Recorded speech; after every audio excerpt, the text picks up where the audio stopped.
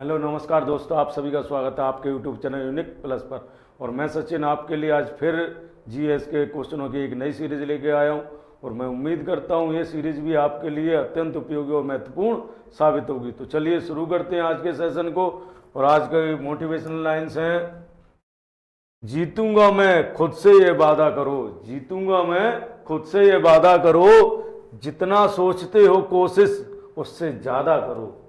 ठीक है, आप जितना कुछ सोचते हो उससे ज्यादा करो, यानी प्रयास और बेहतर करने का प्रयास करो जिससे आपको सफलता मिले।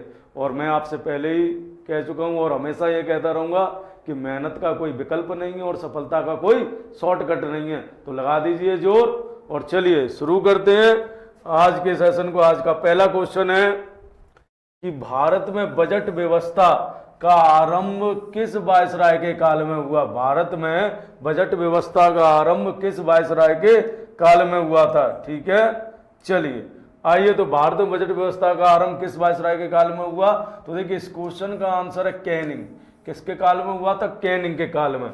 ठीक है, भारत में जो बजट व्यवस्था का जो आरंभ था वो किसके काल में हुआ था? कैनिंग के काल में हुआ था। ठीक है, कैनिंग की बात करते हैं। कैनिंग, तो देखिए कैनिंग का जो ड्यूरेशन है, टाइम पीरियड है कैनिंग का, वो रहा है आपका 1856 से 1862 तक। ठीक है, और इसमें ये 1856 से 1858 तक ये रहे हैं भारत के गवर्नर जनरल।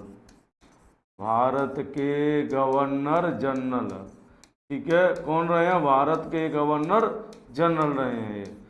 जबकि 1858 से 1862 तक, 1858 से 1862 तक ये कौन रहे हैं? भारत के वायसराय, भारत के वायसराय रहे हैं। ठीक है, वायसराय, वायसराय रहे हैं। इनके काल में क्या क्या काम हुआ है देखिए। सबसे पहले 1856 में विधवा पुनर्विवाह अधिनियम पारित हुआ। विधवा पुनर्विवाह अधिनियम पारित, विधवा पुनर्विवाह अधिनियम पारित होता है इनके समय, पुनर्विवाह अधिनियम। ठीक है, 1856 में विधवा पुनर्विवाह अधिनियम पारित होता है। दूसरी बात क्या होती है? दूसरा इनके समय होता है 1857 का विद्रोह, विद्रोह। ठीक है, दूसरा 1858 में महारानी विक्टोरिया का घोषणा पत्र पढ़ा इन्होंने, महारानी विक्टोरिया का घोषणा पत्र पढ़ा। ठीक है, महारानी विक्टोरिया का घोषणा पत्र पढ़ा। ठीक है, महारानी विक्टोरिया का घोषणा पत्र किसने पढ़ा? कैनिंग ने पढ़ा। ठीक है, चलिए तो देखिए बात करते हैं डलहौजी की। डलहौजी भारत में कब रहते हैं? 1848 से 1856 तक। डलहौजी का टाइम पीरियड 1848 से 1856 तक डलहौजी का टाइम पीरियड है। डलहौजी, इन्होंने भारत में सबसे पहले रेल चलाई, रेलवे 1853 में रेलवे चलवाई। हड़प नीति लेके आए, हड़प नीति। ठीक है, कौन सी नीति लेके आए?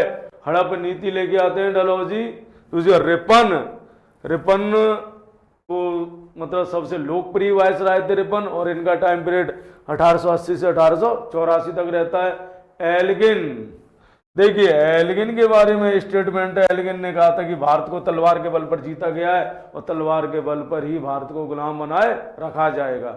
ठीक है, आपसे क्वेश्चन पूछा गया है कि भारत में बजट व्यवस्था का आरंभ किस वायसराय के काल में हुआ, तो कैनिंग के काल में हुआ। किसके काल में हुआ? कैनिंग के काल में हुआ। ठीक है, चलिए अगले क्वेश्चन की ओर चलते हैं। अगला क्वेश्चन कहता है कि 1878 के वर्नाकुलर प्रेस एक्ट को वायसराय के कार्यकाल के दौरान निरस्त कर दिया गया। यानी किस वायसराय के कार्यकाल के दौरान 1878 के वर्नाकुलर प्रेस एक्ट को निरस्त कर दिया गया था? तो देखिए बात करते हैं पहले लिटन की। इसकी बात करते हैं लिटन की। लिटन का ड्यूरेशन है 1876 से 1880 तक। ठीक है, ये लिटन ही है जो वर्नाकुलर प्रेस एक्ट लाए थे, वर्नाकुलर प्रेस एक्ट लाए। ठीक है, वर्नाकुलर प्रेस एक्ट कौन लाया? लिटन लेके आया। कब लेके आए? 1878 में। ठीक है, इसमें क्या था, देसी भाषा के समाचारों पर प्रतिबंध, देसी भाषा के समाचारों पर प्रतिबंध, प्रतिबंध था, देसी भाषा के समाचारों पर प्रतिबंध लगाया गया।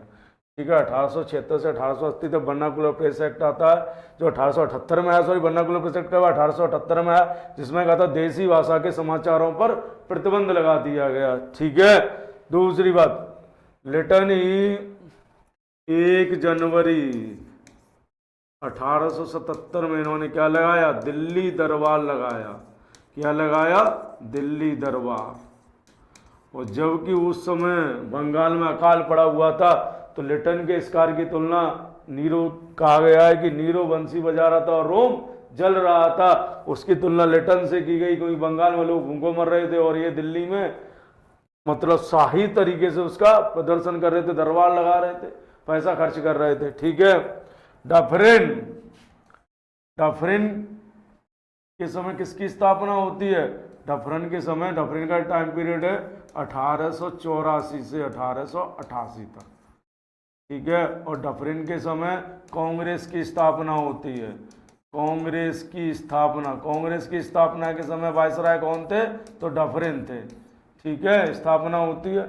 लॉर्ड रिपन के बारे में मैं बता चुका हूँ, इनका टाइम पीरियड था 1880 से 1884 तक, और इन्होंने ही 1882 में वर्नाकुलर प्रेस एक्ट को निरस्त कर दिया, वर्नाकुलर प्रेस एक्ट को निरस्त किया।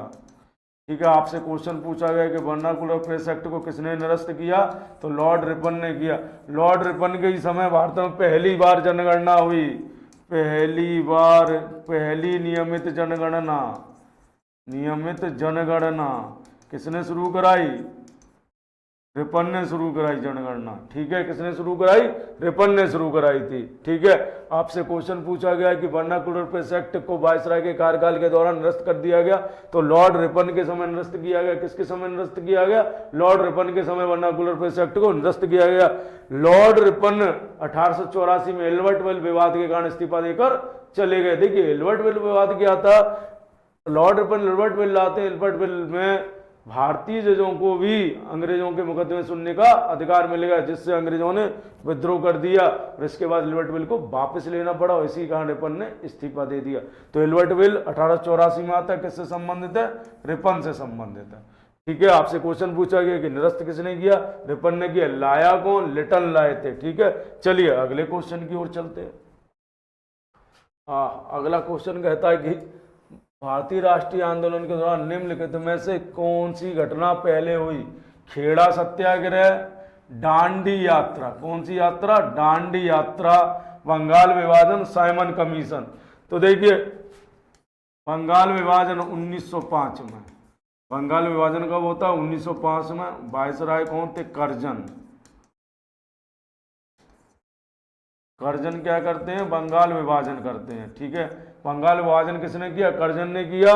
कर्जन को सबसे अधिक अलोकप्रिय वायसराय कहते। कर्जन कैसे वायसराय, अलोकप्रिय वायसराय। कर्जन कैसे वायसराय है, अलोकप्रिय वायसराय है। ठीक है, कर्जन कैसे वायसराय, अलोकप्रिय। और 1905 में इन्होंने बंगाल विभाजन किया। बंगाल विभाजन के उपलक्ष्य में कौन सा आंदोलन चला, स्वदेशी आंदोलन। कौन सा आंदोलन चलाया गया, स्वदेशी आंदोलन। ठीक है, बंगाल विभाजन के उपलक्ष्य में कौन सा आंदोलन चला, स्वदेशी आंदोलन चला। ठीक है, बंगाल विभाजन के बाद खेड़ा सत्याग्रह 1918 में। खेड़ा सत्याग्रह कहाँ है, गुजरात में, खेड़ा। ठीक है, गुजरात में चलता है, और गांधी जी ने नेतृत्व किया था। खेड़ा सत्याग्रह का नेतृत्व किसने किया, गांधी जी ने। ठीक है, और इसी आंदोलन के दौरान सरदार वल्लभ भाई पटेल और इंदिरा गांधी गांधी जी के अनुयायी बने थे। देखिए खेड़ा सत्याग्रह में क्या था, खेड़ा में, गुजरात में खेड़ा, वहाँ अकाल पड़ा हुआ था और अंग्रेज सरकार लगान वसूलना चाह रही थी, लेकिन गांधी जी ने यह कहा था कि वही किसान लगान दें जो लगान देने की स्थिति में, अन्य लोगों का लगान माफ कर दिया जाए। बाद में अंग्रेज सरकार गांधी जी के आगे झुक जाती है, और खेड़ा सत्याग्रह पर सरदार वल्लभ भाई पटेल और इंदिरा गांधी गांधी जी के अनुयायी बनते हैं। सरदार पटेल गांधी जी के अनुयायी बने। कई बार एक क्वेश्चन पेपर में पूछा गया है कि पटेल गांधी जी के अनुयायी कब बने, तो खेड़ा सत्याग्रह में बने। ठीक है, गांधी के सत्याग्रही कब बने? 1918 में खेड़ा सत्याग्रह के दौरान। साइमन कमीशन, देखिए साइमन कमीशन जो है 1927 में गठित होता है, 1928 में भारत आता है। ठीक है, 1928 में ये साइमन कमीशन भारत आया। ठीक है, इसमें एक भी भारतीय सदस्य नहीं था। साइमन कमीशन में एक भी भारतीय सदस्य नहीं था, एक भी भारतीय सदस्य नहीं था।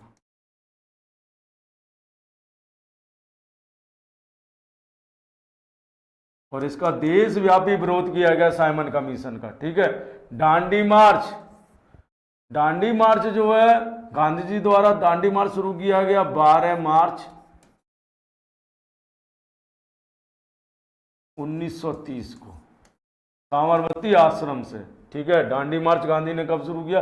12 मार्च 1930 से साबरमती आश्रम से शुरू किया और समाप्त कब हुआ? 5 अप्रैल 1930 को दांडी जाकर। और जबकि 6 अप्रैल 1930 को गांधी जी ने सविनय अवज्ञा आंदोलन शुरू कर दिया, जब नमक कानून को तोड़ा था।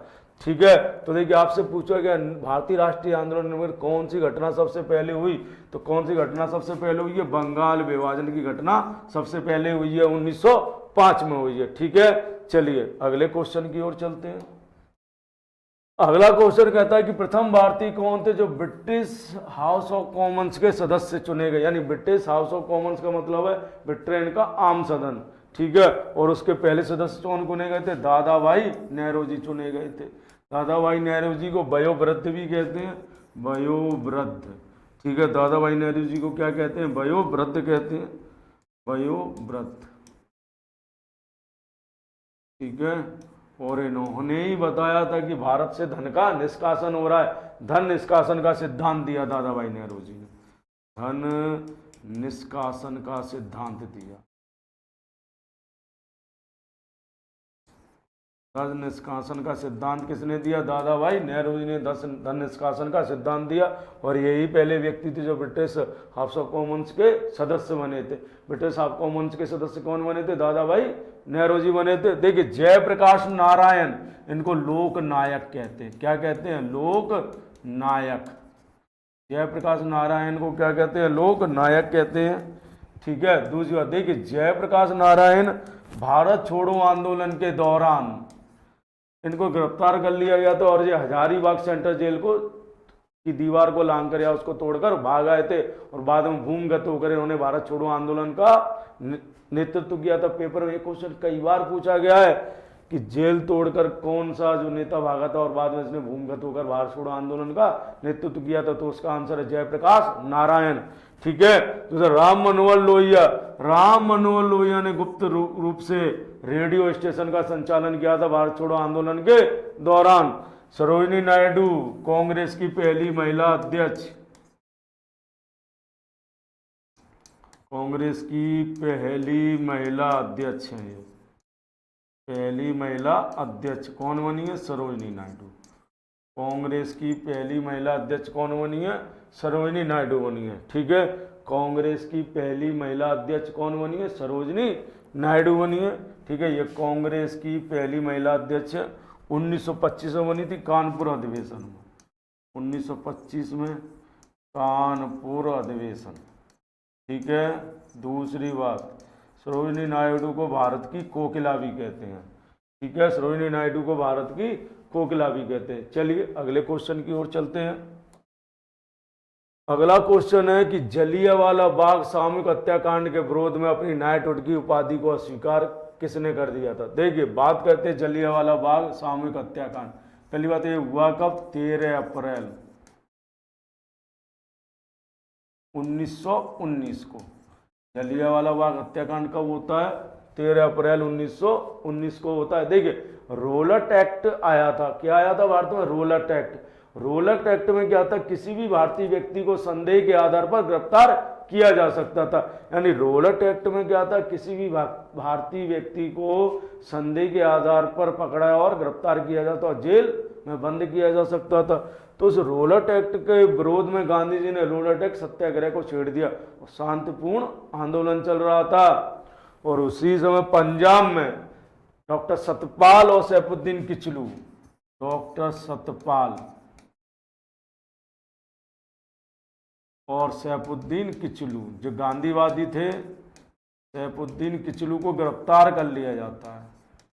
ठीक है, सैफुद्दीन किचलू को क्या कर लिया जाता है? गिरफ्तार। सैफुद्दीन किचलू को क्या कर लिया जाता है? गिरफ्तार कर लिया जाता है सैफुद्दीन किचलू को। और जिसके विरोध में 13 अप्रैल 1900 बैसाखी का पर्व था। कौन सा पर्व था? बैसाखी का पर्व। शांतिपूर्ण सभा हो रही थी। क्या हो रही थी? शांतिपूर्ण सभा, और जिसमें जनरल डायर ने नियति भीड़ पर गोली चला दी। ठीक है, यानी जलियांवाला जो बाग था वो एक बाउंड्री थी और उसमें एक ही गेट था, और उस गेट पर उसने सारी मशीन गनें यानी बंदूकें लगा के तब तक गोलियां चलाई जब तक सारी गोलियां समाप्त नहीं हो गई। ठीक है, तब तक गोलियां चलाई जब तक सारी गोलियां समाप्त नहीं गई। और ये भीषण नरसंहार किसने किया था? माइक ओ डायर ने किया था। और बाद में उस पर जांच समिति बैठी, लेकिन अंग्रेजों ने उसे यहाँ से वापस लंदन भेज दिया और लंदन में उसको सम्मानित किया था। ठीक है, और भारत माता के वीर सपूत ऊधम सिंह ने जनरल डायर को लंदन में ही गोली मारकर उसकी हत्या कर दी थी। ठीक है, तो आइए, और जलियांवाला आपसे क्वेश्चन पूछा गया जलिया सामूहिक हत्याकांड के विरोध में नाइटहुड की उपाधि। तो देखिए, नाइटहुड की उपाधि वापस की थी रविन्द्रनाथ टैगोर ने। रविन्द्रनाथ टैगोर ने वापस की थी। रविन्द्रनाथ टैगोर ने क्या लिखा? राष्ट्रगान जन गण मन अधिनायक के लेखक कौन है? रविन्द्रनाथ टैगोर है। रविन्द्रनाथ टैगोर को 1913 में नोबेल पुरस्कार मिला था इनकी रचना गीतांजलि के लिए।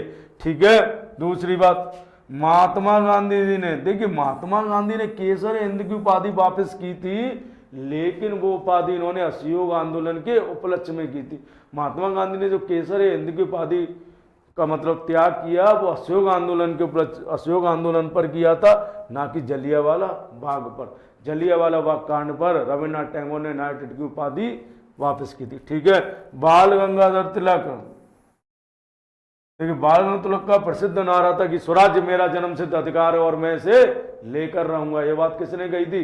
बाल गंगाधर तिलक ने कही थी।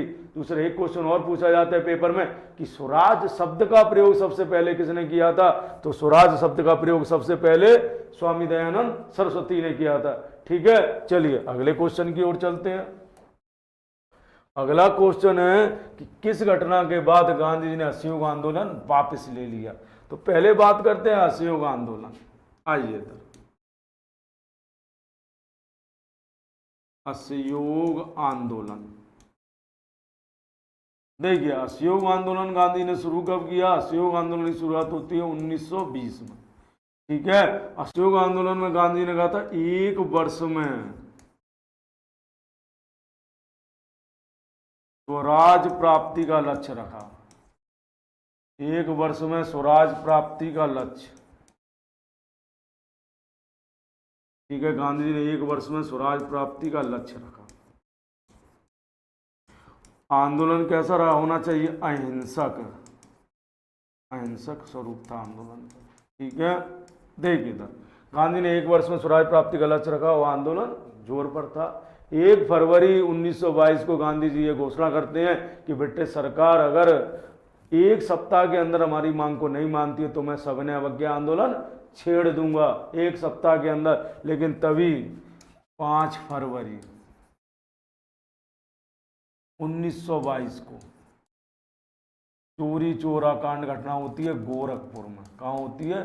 गोरखपुर में। देखिए, किसान शांतिपूर्ण जुलूस निकाल रहे थे, अंग्रेजों ने लाठी चार्ज कर दी उन पर और महिलाओं के साथ थोड़ा अभद्र तरीके से व्यवहार किया, जिससे किसान क्रुद्ध हो जाते हैं, गुस्सित उत्तेजित हो जाते हैं और वो थाने में सिपाहियों को बंद कर आग लगा देते हैं। और इस बात की सूचना गांधी जी को मिलती है तो गांधी जी 12 फरवरी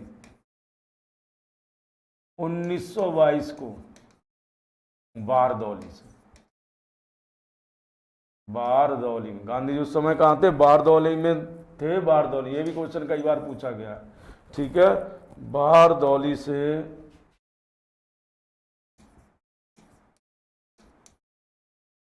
से असहयोग आंदोलन की वापसी की घोषणा करते हैं। असहयोग आंदोलन की वापसी की घोषणा, वापसी, ठीक है।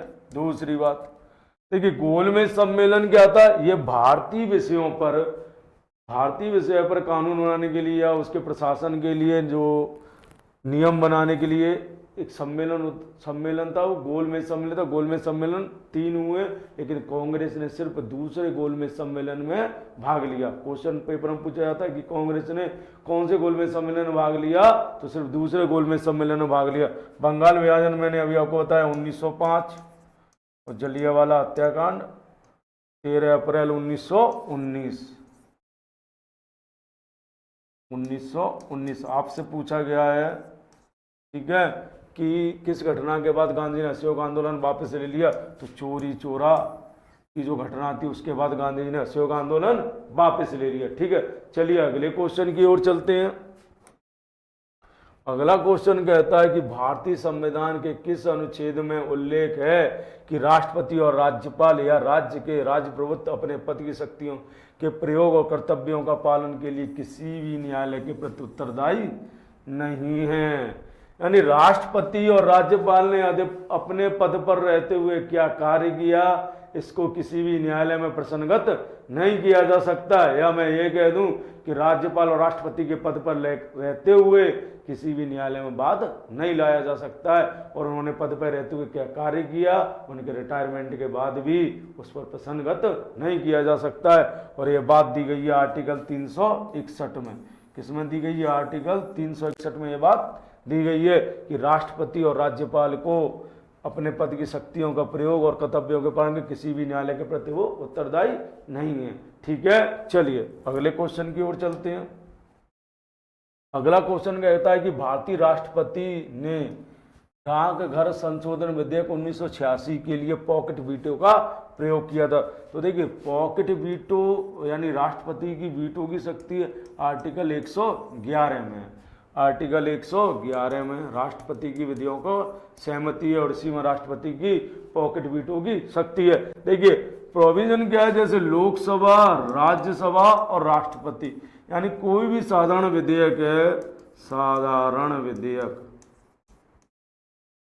विधेयक, ठीक है, साधारण विधेयक को लोकसभा पारित कर दे, राज्यसभा पारित कर दे, तो राष्ट्रपति इसको एक बार पुनः विचार के लिए भेज सकता है, पुनः विचार, ठीक है। अब ये पुनः पारित कर दे, इसने पारित कर दिया, तो राष्ट्रपति क्या है, अनुमति देने के लिए बाध्य है, अनुमति देनी पड़ेगी उसे, द्वारा अगर उसने पारित किया तो अनुमति देने के लिए बाध्य है, ठीक है। लेकिन यदि मान लीजिए लोकसभा राज्यसभा ने किसी प्रस्ताव को पारित किया है, राष्ट्रपति उस पर ना तो हाँ कहे ना कहे, यानी उस पर कोई भी जवाब ना दे, तो कोई पूछने वाला नहीं है, चाहे कितना भी समय हो जाए उसे। और इसी को राष्ट्रपति की पॉकेट वीटो की शक्ति कहते हैं। इसे क्या कहते हैं? राष्ट्रपति की पॉकेट वीटो की शक्ति कहते हैं। तो आपसे पूछा गया कि भारतीय डाकघर संशोधन विधेयक 1986 के लिए पॉकेट वीटो का उपयोग किसने किया? तो ज्ञानी जेल सिंह ने किया था। किसने किया था? ज्ञानी जेल सिंह ने किया था। बात करते हैं ज्ञानी जेल सिंह की। ज्ञानी जेल सिंह, तो देखिए ज्ञानी जेल सिंह जो थे भारत के 7वें राष्ट्रपति थे, 7वें राष्ट्रपति, ठीक है। दूसरी बात, पहले सिख राष्ट्रपति थे, पहले सिख राष्ट्रपति, सिख राष्ट्रपति थे। पहले कौन से राष्ट्रपति थे? सिख राष्ट्रपति थे, ठीक है, पहले सिख राष्ट्रपति थे, ठीक है।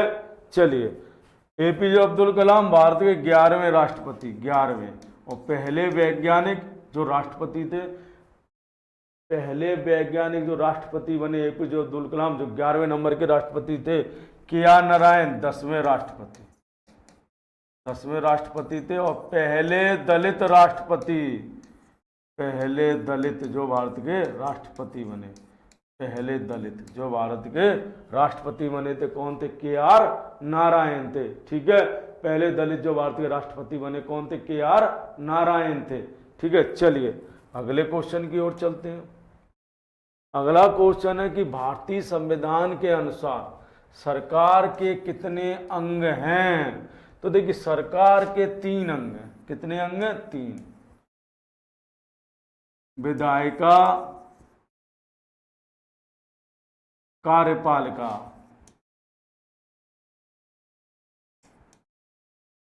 और न्यायपालिका। कितने अंग हैं? 3 अंग हैं। न्यायपालिका, ठीक है। तो देखिए विधायिका का कार्य क्या है? किसी भी विषय पर कानून बनाना है। कार्यपालिका का कार्य उस कानून को फॉलो करवाना, और न्यायपालिका का कार्य जो कानून बनाया गया है यदि उसका उल्लंघन होता है तो उस पर सजा देना, ठीक है। तो सरकार के कुल कितने अंग हैं? 3 अंग हैं। अगले क्वेश्चन की ओर चलते हैं। अगला क्वेश्चन क्या कहता है? भारतीय संविधान के निम्न में से किस अनुच्छेद के अनुसार राज्यसभा धन विधेयक पेश नहीं किया जा सकता? यानी किस अनुच्छेद में कहा गया कि राज्यसभा में धन विधेयक नहीं आएगा? देखिए मैंने आपको बताया था कि धन विधेयक पहले लोकसभा में लाया जाता है, राज्यसभा में नहीं। और धन विधेयक को देखिए धन विधेयक पहले कहाँ लाया जाता है? लोकसभा में। धन विधेयक कहाँ आता है? पहले लोकसभा में। दूसरी बात, धन विधेयक को राज्यसभा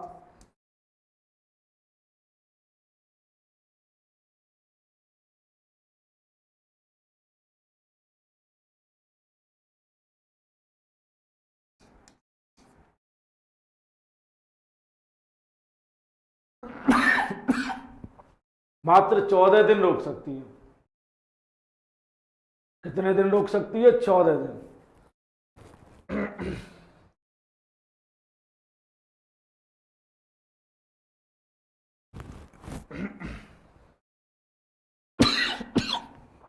भारतीय संविधान के निम्न किस अनुच्छेद के अनुसार राज्यसभा में धन विधेयक पेश नहीं किया जा सकता है? तो यह बात आर्टिकल 109 में कही गई है। किसमें कही गई है? आर्टिकल 109 में कही गई है, ठीक है। और 110 में धन विधेयक है।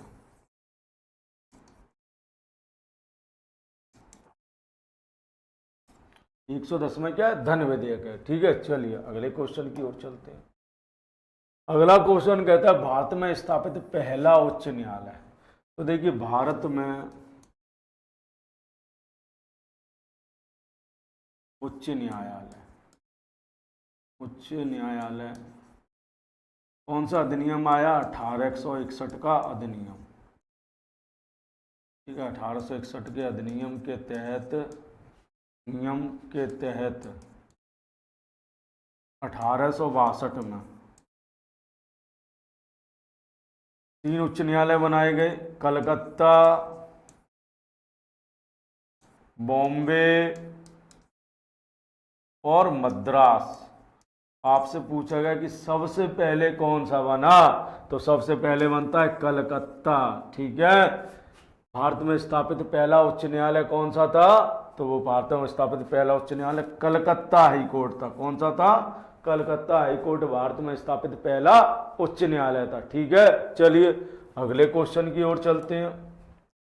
अगला क्वेश्चन कहता है कि देश का प्रथम विधि अधिकारी होता है, यानी देश का प्रथम विधि अधिकारी, तो देश का प्रथम विधि अधिकारी होता है महान्यायवादी।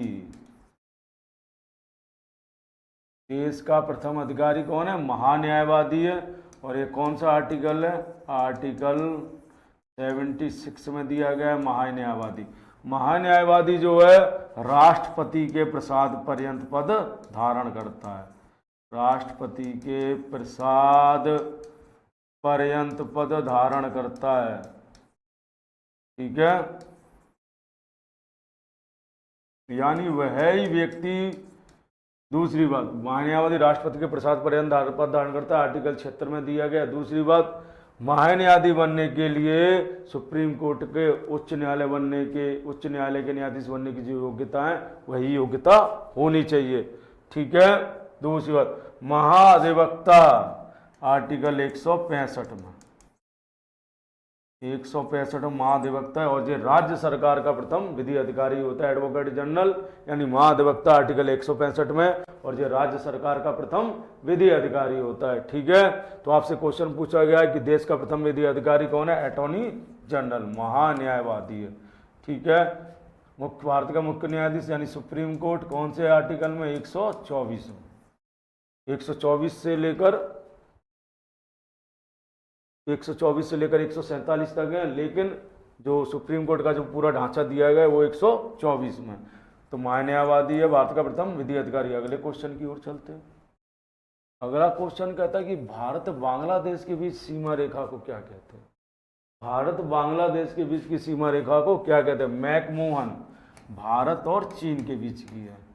मैकमोहन भारत और चीन के बीच की सीमा रेखा को मैकमोहन कहते हैं। मैगिनॉट जर्मनी और फ्रांस। मैग्नीनॉट किसके बीच है? जर्मनी और फ्रांस के बीच है। हिंडनबर्ग, हिंडनबर्ग जो है जर्मनी और पोलैंड के बीच है। ठीक है, अब बच्ची कौन सी? Radcliffe. तो रेड क्लिफ भी भारत और बांग्लादेश के बीच की सीमा रेखा। और आप कह रहे होंगे जी ये तो भारत और पाकिस्तान के बीच पढ़ा है हमने। ठीक है, बिल्कुल सही है, रेड क्लिफ भारत और पाकिस्तान के बीच सीमा रेखा है, लेकिन जब रेड क्लिफ रेखा खींची गई थी तब बांग्लादेश नहीं था, तब पाकिस्तान ही था। लेकिन बाद में जब बांग्लादेश बन गया तो रेखा तो रेड क्लिफ ही रही। तो भारत और बांग्लादेश के बीच भी रेड क्लिफ रेखा है, और भारत और पाकिस्तान के बीच भी कौन सी रेखा है? रेड क्लिफ रेखा है। ठीक है, इस क्वेश्चन का आंसर होगा रेड क्लिफ रेखा। चलिए अगले क्वेश्चन की ओर चलते हैं। आपसे पूछेगा भारत के पश्चिमी तट के उत्तरी भाग को क्या कहते हैं? पश्चिमी तट के उत्तरी भाग को क्या कहते हैं? तट। ठीक है, आइए इधर, मैंने आपको सारे तट बता दिए हैं, एक बार फिर बता रहा हूँ। देखिए इधर, ये वाला भाग जो है ये गोवा तक कोंकण तट है। कौन सा तट है? कोंकण का तट है, उत्तरी भाग। ये भाग क्या है? कोंकण का तट है। इसके नीचे ये केनरा का तट, केनरा, और ये मालाबार, और ये वाला भाग कौन सा है? कोरोमंडल, कोरोमंडल तट जो तमिलनाडु वाला है। और ये यहाँ पर है उत्तरी सरकार, उत्तरी सरकार। ठीक है, ये वाला भाग कौन सा है? पश्चिम घाट, पश्चिमी भाग है, यानी पश्चिमी तट है भारत का, और ये पूर्वी तट है।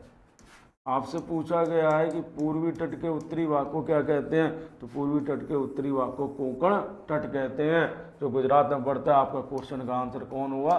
कोंकण तट होगा। ठीक है, आपसे क्वेश्चन पूछा गया भारत के पश्चिमी तट के उत्तरी भाग को क्या कहते हैं? तो पश्चिमी तट के उत्तरी भाग को कोंकण का तट कहते हैं। ठीक है, चलिए अगले क्वेश्चन की ओर चलते हैं। अगला क्वेश्चन कहता है कि महेंद्रगिरी सबसे ऊंची चोटी है। तो देखिए, महेंद्रगिरी जो है पूर्वी घाट की सबसे ऊंची चोटी है। महेंद्रगिरी किसकी सबसे ऊंची चोटी है? पूर्वी घाट की। सतपुड़ा की सबसे ऊंची चोटी धूपगढ़।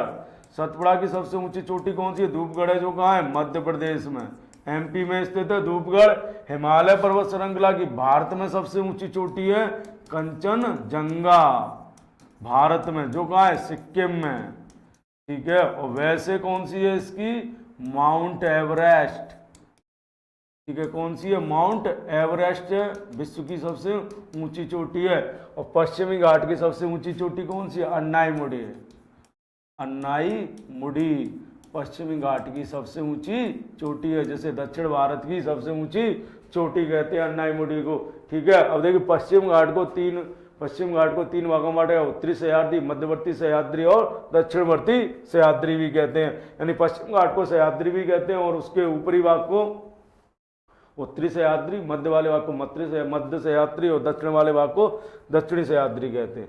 आपसे क्वेश्चन पूछा है महेंद्रगिरी कहाँ सबकी सबसे ऊंची चोटी है? तो पूर्वी घाट की सबसे ऊंची चोटी है महेंद्रगिरी। चलिए अगले क्वेश्चन की ओर चलते हैं। अगला क्वेश्चन कहता है कायनेरम जलप्रपात किस राज्य में स्थित है? कायनेरम जलप्रपात, तो देखिए कायनेरम जलप्रपात मेघालय में स्थित है। कहाँ स्थित है? मेघालय में। ठीक है, मेघालय में ही क्या स्थित है, चेरापूंजी। चेरापूंजी जो विश्व में सबसे अधिक वर्षा वाला स्थान है, विश्व में सबसे अधिक वर्षा वाला स्थान।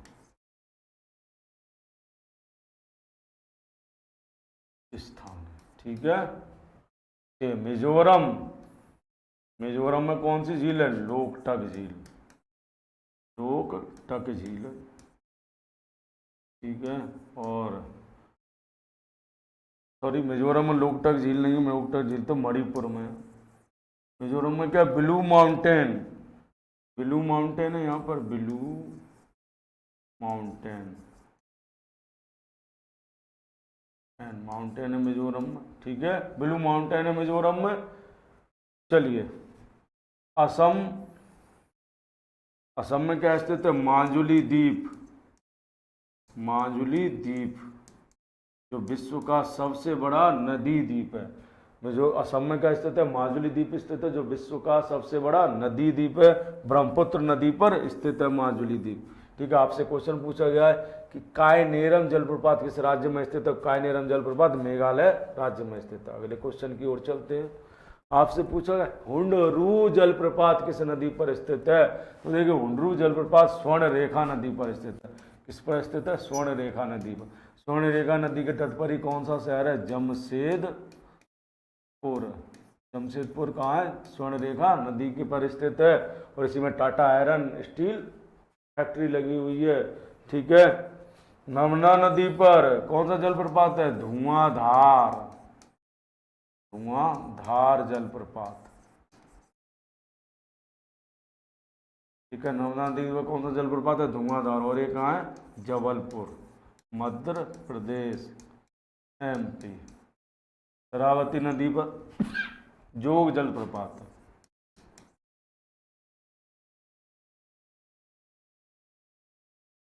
शरावती नदी पर कौन सा जलप्रपात है, जोग जलप्रपात है।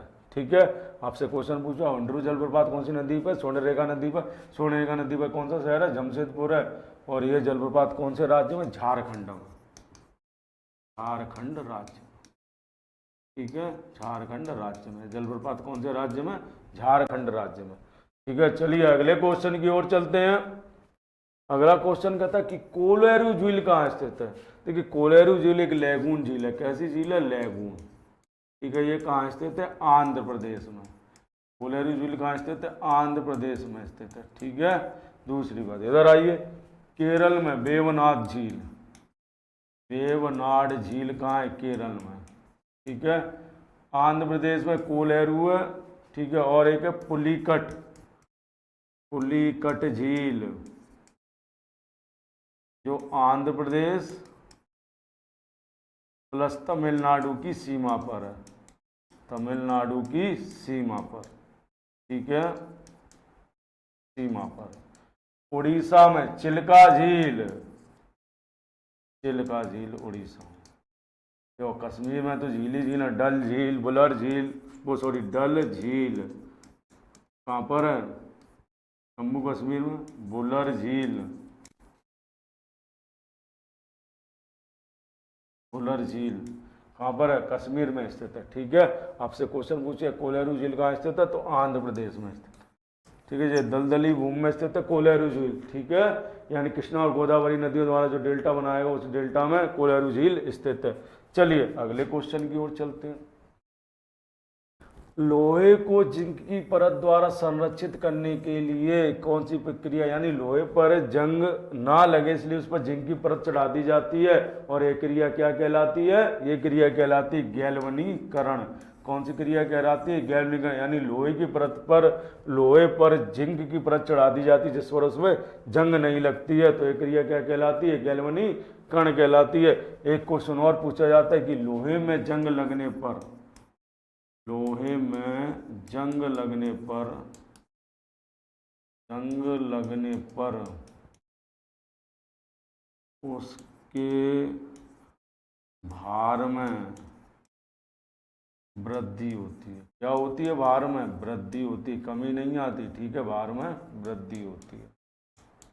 ठीक है, वृद्धि होती है। लोहे में जंग लगने पर उसके भार में क्या हो जाती है, वृद्धि हो जाती है। चलिए अगले क्वेश्चन की ओर चलते हैं। अगला क्वेश्चन कहता है निम्न में तो किस पदार्थ का पीएच मान शून्य होता है। देखिए पीएच वैल्यू अगर 7 है तो वो क्या है, उदासीन है, उदासीन है। ठीक है, अगर 7 से कम है तो वो अम्ल है। ठीक है, और 7 से अधिक है तो वो क्या है, अधिक है तो वो क्षार है, बेस है।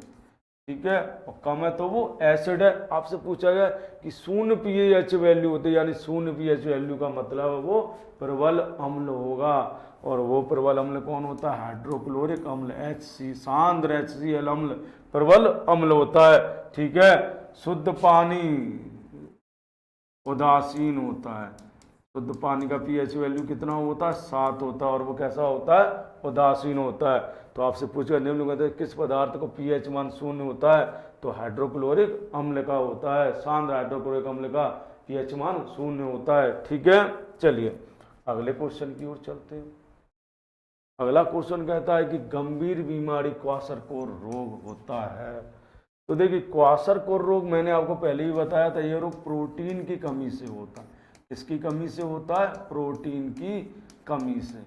प्रोटीन की कमी से कौन सा रोग हो जाता है, क्वाशरकोर रोग हो जाता है, जिसमें बच्चा दुबला पतला हो जाता है, उसकी टांगें पतली पतली हो जाती हैं बहुत क्वाशरकोर रोग में। लोहे की कमी से एनीमिया होता है, एनीमिया। ठीक है, यानी रक्त की कमी हो जाती है। विटामिन के, यानी हिंदी में कहो एनीमिया, रक्त लापता, यानी रक्त लापता हो जाता है, एनीमिया हो जाता है। विटामिन के में रक्त का थक्का नहीं बनता, रक्त का थक्का नहीं बनता इसकी कमी से, रक्त का थक्का नहीं बनता। अगर विटामिन के की कमी हो जाए तो रक्त का थक्का नहीं बनता है। कैल्शियम, कैल्शियम की कमी से क्या होता है, हड्डियां कमजोर हो जाती हैं, हड्डियां कमजोर हो जाती हैं।